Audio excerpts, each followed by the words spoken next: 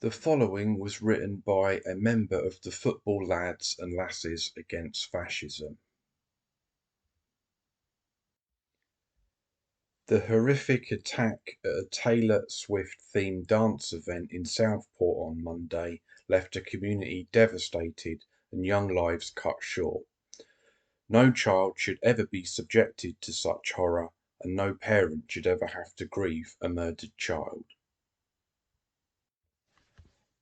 B.B. King, Elsie Stancombe and Alice Da Silva Aguirre sadly lost their lives. Others remain in a critical condition.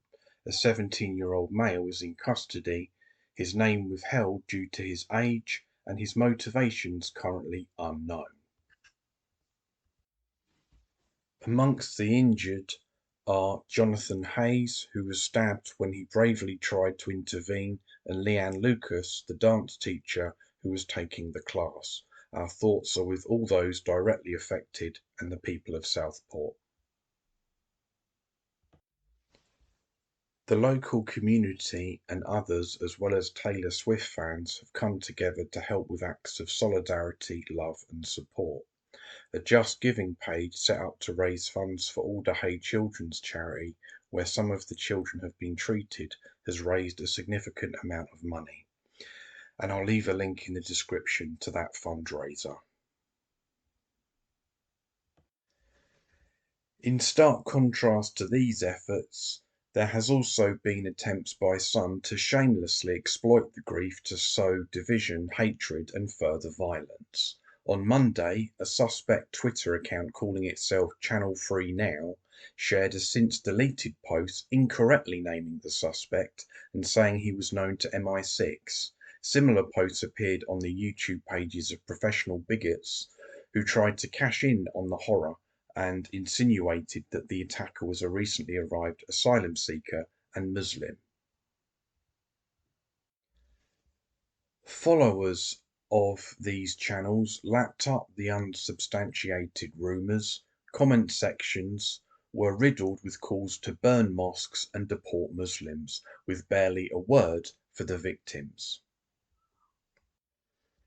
By the time that the police had confirmed that the attacker was in fact born in Cardiff and of a different name to the one circulated, the disinformation had been spread across the internet.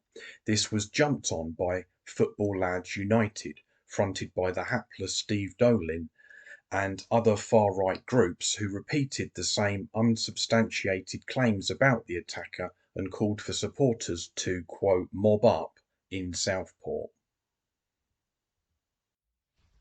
On Tuesday afternoon, assorted troublemakers seeking to exploit the situation started arriving in Southport.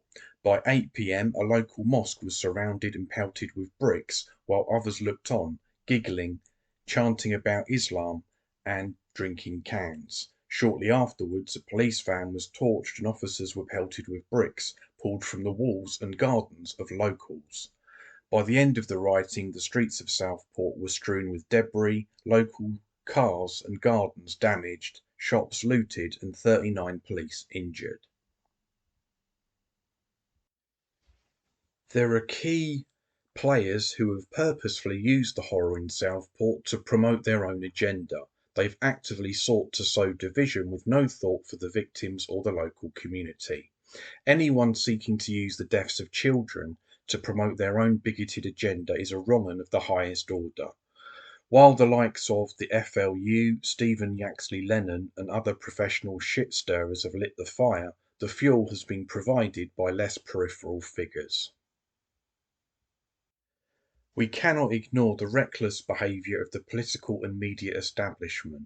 In an attempt to make excuses for their own failings, we've had successive governments demonising refugees and immigrants and weaponising a willfully mismanaged immigration system. We've had politicians stoke the fires of culture wars as if they'll keep us warm when we can't afford to heat our homes. From the Daily Mail and GB News to the former Home Secretary, we've been told that those seeking asylum in the country are, quote, invaders. We've been told by millionaires That the reason we're worse off now than we were 20 years ago is because of other poor people from different countries. The kind of language that was once only found on online Nazi forums like Stormfront has been brought into the mainstream.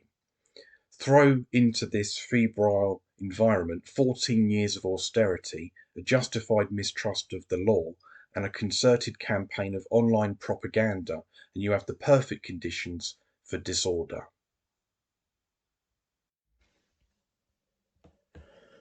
There are serious questions to be asked about the horrific events in Southport on Monday. What is it that possesses a boy to murder children? What were the motivations behind this outrage? Could it have been prevented? And how do we minimise the chances of it ever happening again? Sadly, this isn't the first time a lone male has murdered children in this country. Earlier this year, a 36-year-old man went on the rampage with a sword in Hainault. While shouting about God, he killed 14-year-old Daniel Angerin. Those a little older will remember the Dunblane massacre in 1996, when Thomas Hamilton murdered 16 pupils at Dunblane Primary School. The targeting of children is sadly grimly familiar. The Southport community and all those affected should be given the space to come to terms with what's happened and grieve their loved ones in peace. Instead, the far right have decided to hijack this grief to further their own agenda. This is unforgivable.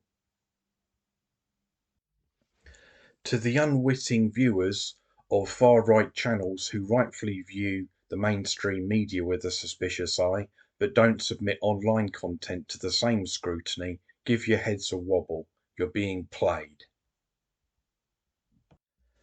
To the Stephen Yaxley Lennons and fascistic talking heads who monetize trauma, we see you, we all see you, and we know exactly what your game is.